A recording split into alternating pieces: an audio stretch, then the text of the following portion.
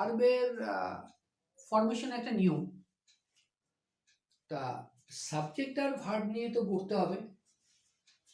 তা ভার্বের কিছু নিয়ম আছে, সেই নিয়মের মধ্যে এটা একটা নিয়ম করাচ্ছি। প্রথম নিয়ম বলছে ভার্বে যখন নিয়ম করব, দেখো নাইদার অথবা আইদার অথবা নান অথবা এনিওয়ান অথবা ইজ বা এভরি, এরা যদি প্রোনাউন বা অ্যাডজেক্টিভ হিসেবে কাজ করে, এরা যদি প্রোনাউন, ভালো বুঝবে, এরা যদি প্রোনাউন অথবা অ্যাডজেক্টিভ হিসেবে কাজ করে, তাহলে যে ভার্বটা হবে সেটা অলওয়েজ থার্ড পারসন সিঙ্গুলার। তাহলে কি নাইদার, আইদার, নান, এনিওয়ান, ইচ, এভরি, এরা হয় প্রোনাউন হিসেবে কাজ করবে অথবা অ্যাডজেক্টিভ হিসেবে কাজ করবে, তখন যে ভার্বটা সর্বদা থার্ড পারসন সিঙ্গুলার নাম্বার। এখানে দেখো each of the neither of the two boys have done this. দেখো neither, clear, কিন্তু neither of the two boys, তার মানে ওই দুটো বালকের মধ্যে কেউই না এমন যারা কাজটা করেছে। এটা তো বাংলা মানে, কিন্তু আমরা ব্যাকরণ শিখছি, তা neither দেওয়া আছে, তাহলে এটা কি হবে? এটা হবে না, হলো। তাহলে এখানে কি হবে? এখানে হ্যাজ আনতে হবে। তাই সবসময় মনে রাখবা নাইদার অর আইদার বা যেগুলো দেওয়া আছে প্রোনাউন বা অ্যাডজেক্টিভ হলেই কিন্তু থার্ড পারসন সিঙ্গুলার নাম্বার। ঠিক তেমন পরেরটা ইচ অফ দি স্টুডেন্টস, চলো ঠিক আছে, ইচ অফ দি স্টুডেন্টস বলা হলো, তারপরেই দেখো আর ওবিডিয়েন্ট বলেছে, তাহলে তো এখানে থার্ড পারসন সিঙ্গুলার নাম্বার আনতে হবে ভার্বে। তা থার্ড পারসন নাম্বার কি? ইজ। তাহলে each of the students is obedient. Clear আছে? নেক্সট এটা ইংরেজি পুরোপুরি ব্যাকরণের উপর নির্ভর করে, এবং ভালো ইংরেজি লিখতে গেলে বা শিখতে গেলে ব্যাকরণটা অত্যন্ত ভালোভাবে শিখতে হবে। এটা প্রথম নিয়ম গেল। এবার 2 নম্বর নিয়ম করাচ্ছি। এবার এই নিয়মটা বুঝো। এই নিয়মটা কি বলছে? ইচ যখন সাবজেক্টের পরে বসে, ভালো বুঝবে, ইজ যখন সাবজেক্টের পরে, ইজ যখন আগে বসে আলাদা পেয়েছিলাম, কিন্তু এবার বলছি ইজ যদি সাবজেক্টের পরে বসে, তাহলে ভার্বটা কিন্তু প্লুরাল ফর্মে হবে। হ্যাঁ দেখো, তাহলে ইজ সাবজেক্টের পরে, এটা দে সাবজেক্ট, তারপরে ইজ বসেছে, তাহলে সাবজেক্টের পরে বসে, সাবজেক্টের পরে বসে ভার্বটা প্লুরাল হবে, তাহলে দে ইজ, তাহলে আর ইজ হবে না। ক্লিয়ার? মনে রাখতে হবে কি বললাম, তাহলে ইজ সাবজেক্টের পরে যখন বসে তখন ভার্বটা প্লুরাল হবে। ঠিক এখানেও তাই দেখো, উই ইচ, তাহলে ইজটা সাবজেক্টের পরেই তো বসেছে, তাহলে এখানে কি হবে? বহুবচন দিতে হবে, তাহলে আমার এখানে হ্যাজ আসবে না। তাহলে we each have taken our bags.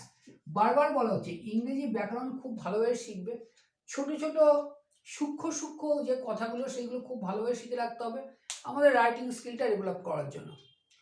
School লেভেলে এটা যতটা প্রয়োজন তার থেকে অনেক বেশি, স্কুল লেভেলে প্রয়োজন আছে, তার থেকে অনেক বেশি প্রয়োজন পড়ে যায় যখন আমরা কম্পিটিটিভ এক্সামে আসি বা হায়ার স্টাডিজে যাই। তখন আর ব্যাকরণ শেখার সময় থাকে না, তখন ব্যাকরণের অ্যাপ্লিকেশন করতে হয়।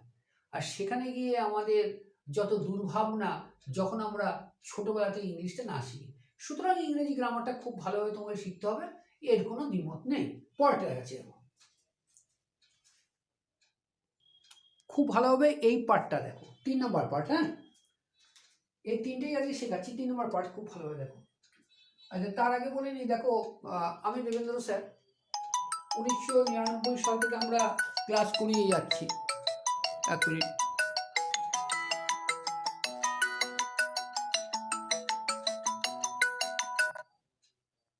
দেখো আমি দেবেন্দ্র স্যার 1999 সাল থেকে ক্লাস করাচ্ছি, যেটা বলার এখানে বিভিন্ন কম্পিটিটিভ এক্সামের যেমন ইংলিশ বা কম্পিটিটিভ এক্সাম পুরোটা করানো হয়, তেমনই ক্লাস 5 to 10।